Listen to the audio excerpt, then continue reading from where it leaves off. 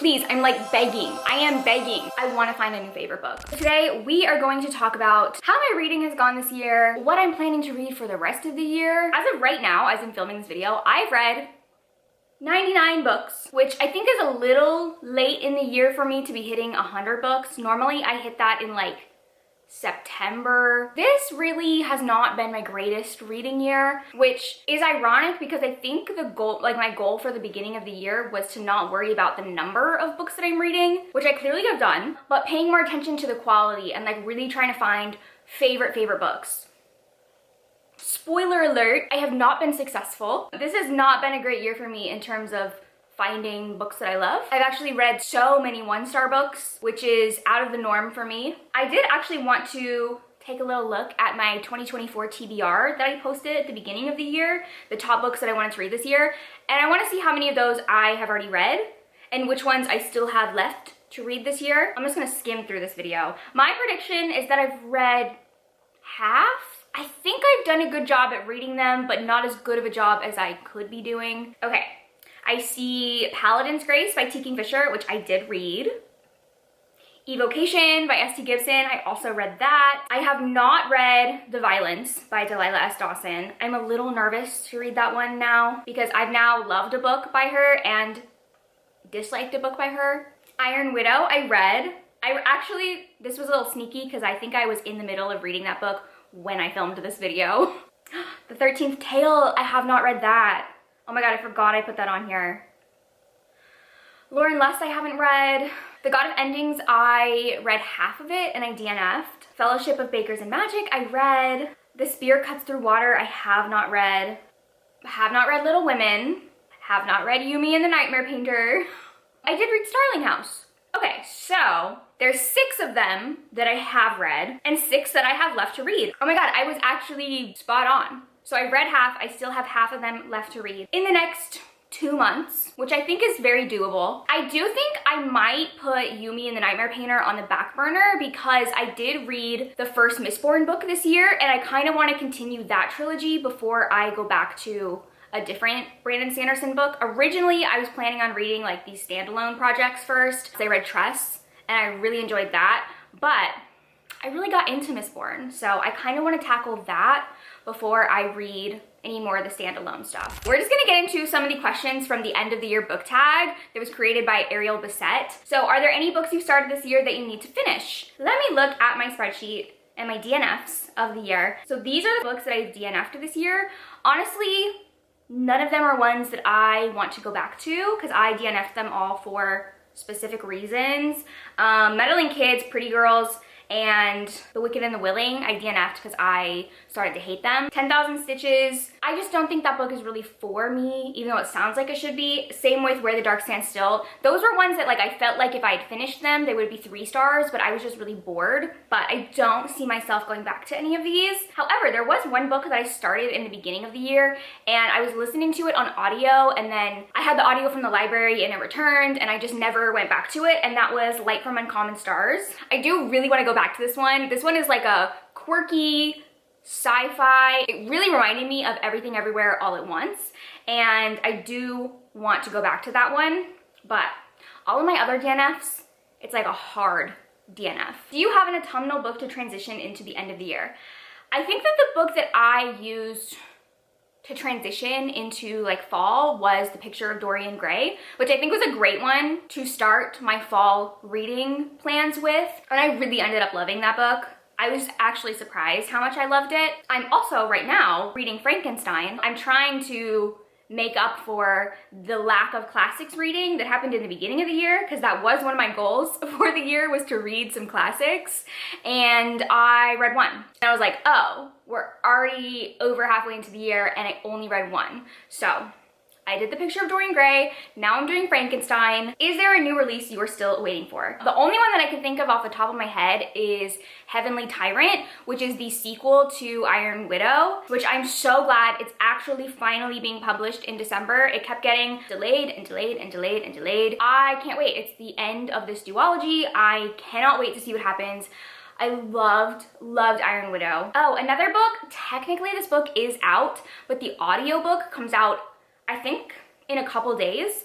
and that's Blood Over Brighthaven by M.L. Wang. And I really, really want to read this. This is the author who wrote The Sword of Kaigen, which I do want to read that eventually, but Blood Over Brighthaven actually sounds more like my kind of book. It is a dark academia fantasy with a main character who's going to a school to learn magic, and I've just been hearing really great things about that, so I've been excited for the audiobook to finally come out. Let me look at my Goodreads shelves. Okay, there's this one book called All the Painted Stars by Emma Denny. What is this?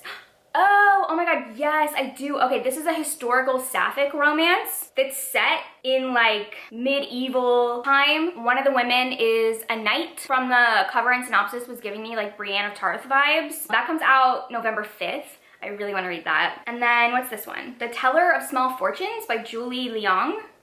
Oh, this one's a cozy fantasy. Okay, yes, this one sounded really good. This one says it's about a wandering fortune teller who finds an unexpected family in this warm and wonderful debut fantasy, perfect for fans of Travis Baldree and Sanju Mandana. I definitely want to try this one. I've been a little bit underwhelmed by a lot of the cozy fantasy that has come out this year, but this one does sound really, really good, and I've been seeing rave reviews for it. Also, it does look like there is a cat character, and I will always be sold by a little cat. What are 3 books you want to read before the end of the year? So number 1 is definitely The Familiar by Leigh Bardugo. That is my Patreon book club book for November, and I'm so excited to read that. I have been waiting and waiting to read it because I just felt like if it was more of a fall, cold weather kind of book, but I'm excited. I actually do not know what it's about. I kind of have been staying away from like any reviews or anyone talking about it. I kind of just want to go into it. If I love it even a fraction as much as I loved Ninth House, that will be enough for me. And then some other books I want to read before the end of the year. Oh, okay, there's 2 fantasy sequels that if I don't read them before the end of this year, it will be too late. It will be too late for me in my pea-sized brain. That is Jade War, which is the sequel to Jade City, and then The Well of Ascension, which is the sequel to The Final Empire, the second book in the Mistborn series. I have to read those before the end of the year, otherwise I'm gonna forget what happened in book 1. And I already have reread Jade City. I reread Jade City last year to prepare myself to read Jade War, and then I didn't do it. So I have to do that before I forget what happens in Jade City, and then same with The Well of Ascension. I have to read that before I forget what happened in The Final Empire. Otherwise, I'm never gonna read them. Those are 2 books that are like a little bit intimidating to me because they're so long. And even though I did love book 1s in both of those trilogies, I don't know, something about a really long fantasy, just even if it's a sequel and I already know the world and the characters, it just intimidates me. Is there a book you think could still shock you and become a favorite book of the year? Well, based on my track record for the year, I'm gonna say no. Like I said at the beginning of the video, this has not been my year of finding favorites, which that's not to say that I haven't found 5-star books that I love, but I feel like in previous years, there was always like one book that I was obsessed with, I could not stop talking about, that like joined the ranks of my all-time favorite books. This year, no such book has emerged. Here's actually my 5 stars for the year. These are all the 5 stars I've given, and I did love all of these books, but none of them are ones that I'm like, oh my god, that changed my life. This book has become a part of my personality. Whereas I think in previous years, I always had at least one book that was just like well above everything else. Last year, it was Bloom. The year before that, it was Sword Heart. I think the year before that was A Dowry of Blood, or maybe that was the year before. I don't know. I just think for the past few years, I have had at least one book that changed my life. And listen, maybe that's asking for too much. Maybe that's just asking for a little bit too much from the books that I read. But of these 5 stars, I think they're all kind of equal in my eyes. There's nothing that like really, really stands out. If I had to say a book that might do that, The Familiar by Leigh Bardugo possibly could. Don't Fear the Reaper by Stephen Graham Jones could. That is the sequel to My Heart is a Chainsaw, and I was obsessed with that book last year. I think if it hadn't been for Bloom, My Heart is a Chainsaw would have probably been my favorite book of last year. Which, you know what, I actually don't think I talk about My Heart is a Chainsaw as much as I should for how much I'm obsessed with it. So Don't Fear the Reaper, if it's as good as the first one or better, that one could be, but I don't know. I'm really struggling out here. All I want in life right now is to be obsessed with a book, to be so obsessed with a book that I cannot sleep. I have to stay up all night reading it. It's all I can talk about. It's all I can think about.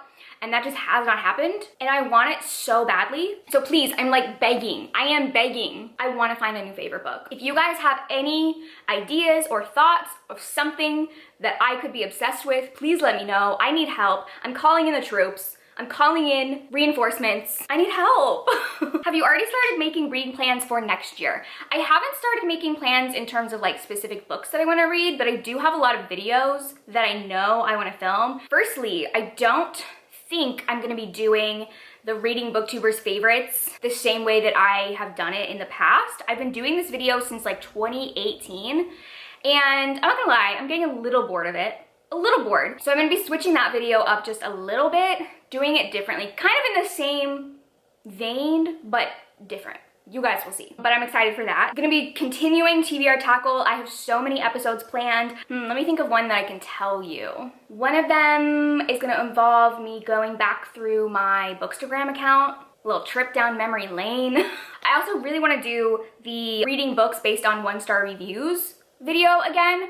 I did one like 2 or 3 years ago, and I had so much fun with it. And I also found like 2 favorite books from that video. So I want to do that again, but I need to collect a few more 1-star reviews before I can do that. So hopefully that'll be something that you see towards the beginning of next year. Those are my reading plans from now till the end of the year. Updates on how my year has gone. The too long didn't read version, it's gone okay. It's been fine. That's kind of the theme of my life this year. Like, it's been fine. Not bad. Last year was really bad. This year's just fine. It's just okay. It's just a year. Please, if you have any suggestions for books that I can read that you really strongly feel that I will be obsessed with, please comment them below. I need to know. Thank you guys for watching. If you like this video, please like and subscribe, and check out my Patreon where I post tons of exclusive content. I will see you guys in my next video. Bye!